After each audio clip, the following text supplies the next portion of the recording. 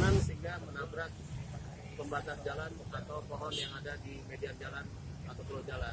Ada korban nggak Pak? Untuk korban belum ada, sementara kerugian material. Ada sempat nyerempet atau gimana Pak?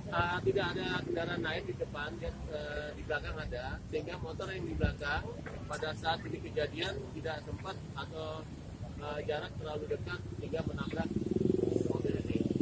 Namun motor tidak ada permasalahan, hanya rusak saja. Kacanya ada nggak Pak? Tidak, hanya kendaraan aja yang rusak untuk sementara. Warga mana Pak? Pengemudi dan rekannya ini atas warga Cibarame, Jalan Pulau atau Airan Raya Wewi. Itu pelajar atau? Sudah kita konfirmasi yang bersangkutan adalah orang mahasiswa salah satu universitas yang ada di Bandar Lampung. Kecepatan saya rasa 40.